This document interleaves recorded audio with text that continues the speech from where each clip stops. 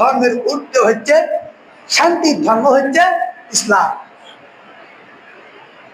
আজকে আমরা মুসলিম দাবি করছি,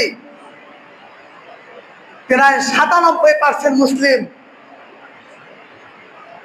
এখানে চাচা বয়স, দাদার বয়স অনেকে আছেন। আজ পর্যন্ত কোন চাচা, কোন দাদা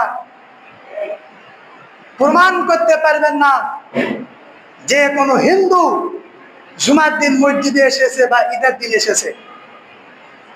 দেখেছেন কোন হিন্দু মসজিদে এসেছে, ঈদের দিন এসেছে?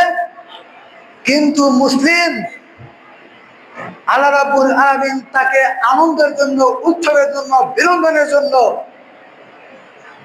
আল্লাহ নবী সাল্লাল্লাহু আলাইহি সাল্লাম দুটা ঈদ দিলেন, দুটা খুশি দিলেন, দুটা আনন্দের দিন দিলেন। মুসলমানের ঘরের সন্তান হয়ে হিন্দুর ঘরের সন্তান যদি আপনার মসজিদে না আসে, হিন্দুর ঘরের সন্তান যদি ঈদের দিন না আসে, মুসলমান ঘরের সন্তান কিভাবে হিন্দুর পূজায় যেতে পারে?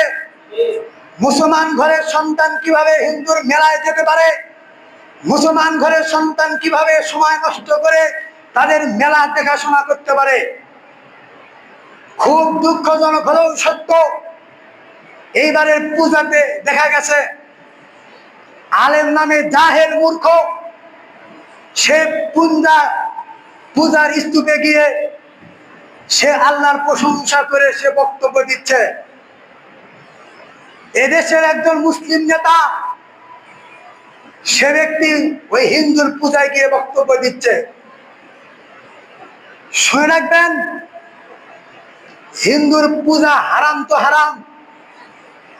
যেখানে এই হিন্দুর পূজার ব্যাপারে আলাপ হয়, গল্প গুজব হয়, সেখানে বসে থাকাও হারাম, সেখানে সময় ব্যয় করা হারাম, সেখানে টাকা ব্যয় করা হারাম, সেখানে গল্প গুজব করাও হারাম। একজন মুসলমানের ঘরের সন্তান কোনদিন পূজাতে অংশগ্রহণ করতে পারে না। মুসলমানের ঘরের সন্তান কোনদিন পূজার, হিন্দুদের মেলা দেখতে পারে না। তারা বছরে 12 মাসের ভিতরে 16 মাসের ভিতরে 6টা বড় বড় পূজা করে। প্রত্যেকটা পূজাতে অনেক টাকা ব্যয় করে।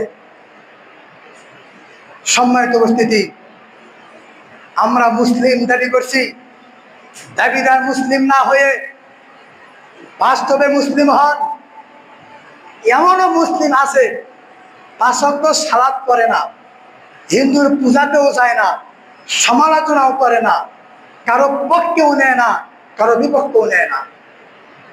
এটাই ঠিক আছে। এমনও মুসলিম আছে 5 ওয়াক্ত সালাত করে, আবার হিন্দুর পূজাও করে, আবার মানুষের সমালোচনাও করে। এমনও মুসলিম আছে সালাত করে না, পূজাতে যায় না, সমালোচনা করে না, মানুষের পক্ষে বিপক্ষে নেয়।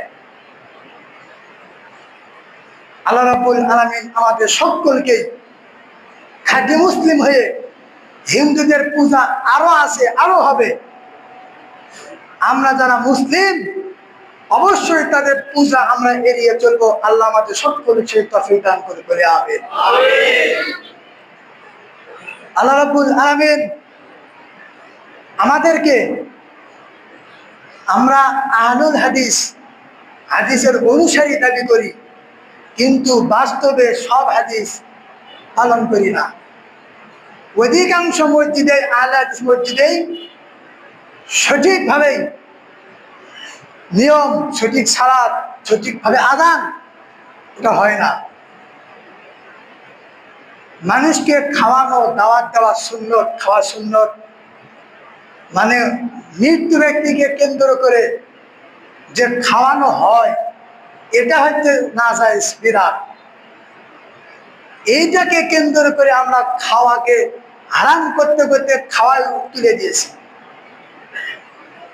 একজন বাচ্চা জন্মগ্রহণ করেছে, তার ভবিষ্যতের জন্য 2-4টে সৎ ব্যক্তির কাছ থেকে দোয়া নেওয়া, 2-4টে কিছু খাওয়ানো, খাওয়াবেন।